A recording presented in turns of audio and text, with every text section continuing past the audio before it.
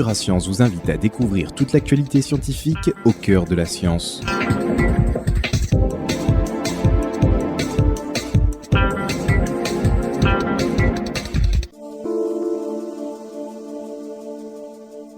Bonjour, voici les actualités du site futurascience.com pour la semaine du 19 au 25 juin.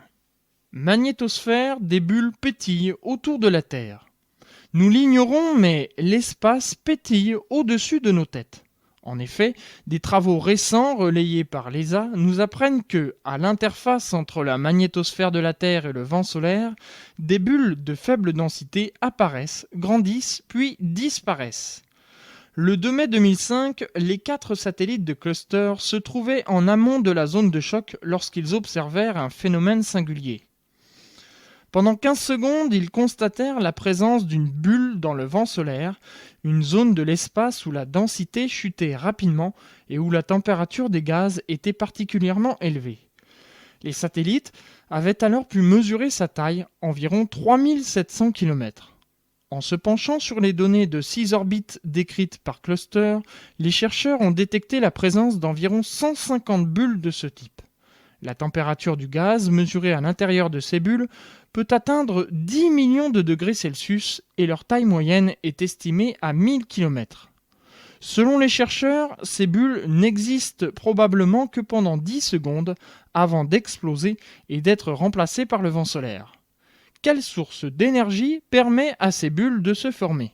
Il demeure difficile de répondre à cette question, mais l'équipe pense que les particules allant à contre-courant du vent solaire jouent un rôle important dans ce processus. Pour en savoir plus, rendez-vous dans les actualités scientifiques, catégorie univers. Une orchidée a la vie sexuelle acrobatique. Cette orchidée ne fait pas confiance aux insectes ni aux oiseaux, elle n'attend pas un souffle de vent salvateur ni ne sécrète une substance visqueuse pour assurer sa pollinisation. Elle a recours à une technique acrobatique qui voit un appendice se déployer sur son organe mâle, l'antère, décrire une boucle pour atteindre l'organe femelle, le stigmate, et assurer son autoreproduction. Autant dire une performance dans le monde des angiospermes.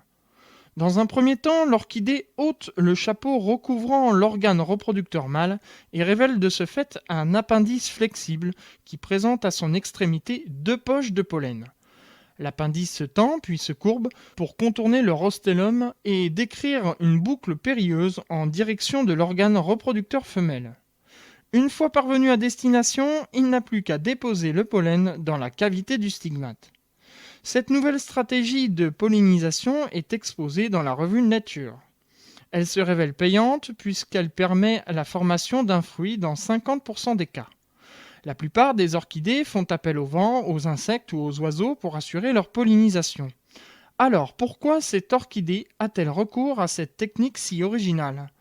Probablement parce que dans les forêts où elle vit, le vent est faible et les insectes se font rares. En tout cas, il s'agit là d'une bien belle performance.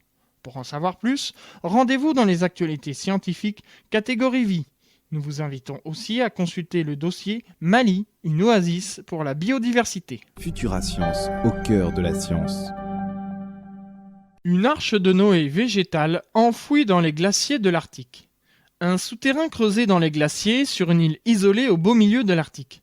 1 mètre de béton armé et des grillages afin de protéger ses occupants d'un cataclysme sans précédent ou d'une catastrophe mondiale. Contrairement aux apparences, il ne s'agit pas de la dernière lubie d'un milliardaire soucieux de son avenir et de sa sécurité, mais d'une chambre forte censée préserver la diversité des espèces végétales peuplant notre planète. La construction du complexe a débuté le 19 juin dernier, à 1000 km du pôle Nord, dans les îles norvégiennes de Svalbard. Pourquoi avoir choisi un tel lieu ? En raison de l'isolement géographique qui le protégera à la fois des hommes et des forces de la nature, mais également en raison de la présence d'un pergélisol, une surface gelée en permanence, qui stabilisera la température dans le souterrain en dessous de 0, même en cas de défaillance du système de réfrigération. Mais les hôtes qui prendront place dans cette chambre cryogénique, qui seront-ils ? 3 millions d'échantillons de graines qui seront récoltés dans les 1400 banques de gènes existant déjà à travers le monde. Ainsi, des semences de pommes de terre, de blé, de céréales seront précautionneusement emballées avant de prendre place sur les étals de cette arche de Noé végétale. En enfouissant cette dernière dans la glace, la Norvège et le FFMDC comptent offrir aux générations futures la possibilité de réimplanter les cultures détruites par des catastrophes de premier ordre. Pour en savoir plus, rendez-vous dans les actualités scientifiques catégorie Terre. Cette actualité fait partie du dossier On en parle, dont la thématique est le développement durable. Un nouveau matériau au toucher exceptionnel. Des chercheurs de l'université du Nebraska ont synthétisé un matériau permettant une détection tactile avec des performances se rapprochant de l'épiderme humain. Le prototype réalisé par les scientifiques mesure 2,5 cm² pour 100 nanomètres d'épaisseur. Appliqué sur une surface en relief, il est capable d'imager la distribution des déformations. À titre d'exemple, les chercheurs ont publié une image en 3 dimensions à haute résolution de l'effigie d'Abraham Lincoln, présente en relief sur les pièces de 1 cent, réalisée en pressant le film sur la pièce. Ce dispositif pourrait servir à améliorer le toucher des robots, leur permettant de conduire des manipulations délicates, notamment dans le domaine de la chirurgie assistée. Pour en savoir plus, rendez-vous dans les actualités scientifiques, catégorie matière. Futura Science. IBM 500 GHz pour la Formule 1 des transistors.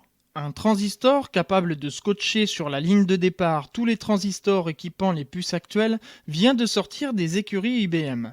Cette Formule 1, développée en association avec Georgia Tech, a atteint la fréquence record de 500 GHz.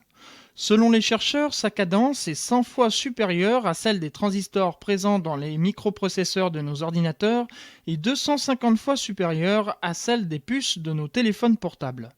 Fruit de la collaboration d'IBM et de l'Institut des technologies de Géorgie, ce composant tire sa vitesse étonnante de l'alliance du germanium et du silicium. Appliqué sur le canal du transistor, il offre de meilleures performances tout en consommant moins d'énergie. D'après les chercheurs, cette avancée montre que nous sommes encore loin d'avoir atteint les limites en matière de performance des puces au silicium. Ils estiment que d'ici quelques années, cette technologie permettra de transférer un film en qualité DVD par le biais d'un réseau Wi-Fi ultra rapide en moins de 5 secondes. Seul obstacle à la généralisation de ce type de transistor, le prix de l'utilisation du germanium qui reste prohibitif. Ainsi, il s'adresse en premier lieu à des secteurs de pointe comme l'aérospatiale et la défense. Les ingénieurs d'IBM ne comptent pas s'arrêter en si bon chemin puisque leur prochain objectif est à présent d'atteindre les 1000 GHz. Pour en savoir plus, rendez-vous dans les actualités scientifiques catégorie high-tech. Nous vous invitons aussi à consulter le dossier L'ordinateur quantique. Les autres faits marquants en bref, Géoportail a été mise en ligne vendredi matin. L'accès au site est toutefois toujours assez long, voire impossible, en raison d'un nombre de connexions très élevé. Futura Science vous proposera prochainement un dossier complet sur le match Google Earth contre Géoportail. Et puis, l'agence spatiale russe a annoncé dernièrement que le lancement de sa capsule Phobos Grunt aura lieu en octobre 2009. Cette mission, à destination de Mars, devrait durer 3 ans. Futura Science, au cœur de la science. Enfin, pour terminer, n'oubliez pas notre rubrique agenda où vous y retrouverez toutes les manifestations scientifiques ainsi que notre blog qui reprend toute l'actualité du site. Futura Science vous propose aussi son forum de discussion pour dialoguer avec des spécialistes et des passionnés. Bonne découverte sur Futura Science.